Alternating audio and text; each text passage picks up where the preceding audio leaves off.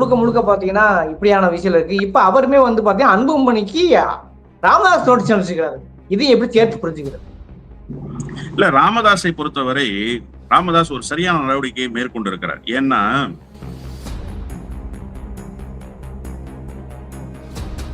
நீக்க போகிறோம், ஏன் உன்னை நீக்க கூடாது விளக்கம் சொல்லுன்னு தன்னுடைய கட்சியில் இருக்கக்கூடிய முன்னணி நிர்வாகியாக இருக்கிற சேலம் அருளை வச்சு முன்னாடி ராமதாஸ் உட்கார்ந்துகிட்டு பின்னாடி அவரை நிக்க வச்சு அறிவிக்க வைக்கிறார். இப்படி எங்காவது ஒரு இடத்துல நடக்குமா? வைகோ இப்படி செஞ்சா உச்சத்துக்கு போயிருப்பார் வைகோ.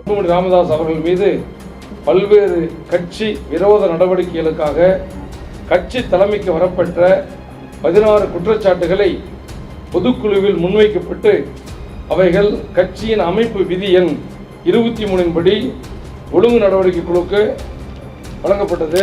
ராமதாஸ் என்ன முடிவு எடுப்பாரு? செயல் தலைவர் பொறுப்பு உட்பட அடிப்படை உறுப்பினர்ல இருந்து அன்புமணியை நீக்கிறோன்றாரு. அடுத்து தேர்தல் ஆணையத்துக்கு வழக்கு போகும்.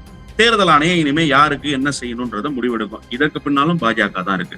காரணம் என்னன்னா 31/8/2025 தேதிக்குள் கட்சி விதிப்படி அமைப்பு செயலாளர் அதை அனுப்பி கட்சியினுடைய பிஜேபிக்கு எதிராக பேசுறதை பார்க்க முடிகிறது. அப்படி இருக்கிற சூழல்ல இன்னைக்கு ஒன்றியத்துல என்ன சூழல்னு அவருக்கு நல்லா சொல்லி தெரிய வேண்டிய அவசியம் இல்லை.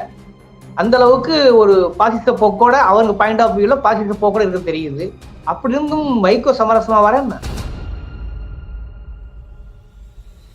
பாஜக கூட்டணிக்கு மறுமலர்ச்சி திமுக போவதை நான் அனுமதிக்க மாட்டேன்னு சொன்னார். ஏன்னா டில் டுடே அவர் துணை பொதுச் செயலாளர், இன்னைக்கு தான் அவருக்கு ஒழுங்கு நடவடிக்கை எடுத்து தற்காலிகமா நீக்கியிருக்காங்க.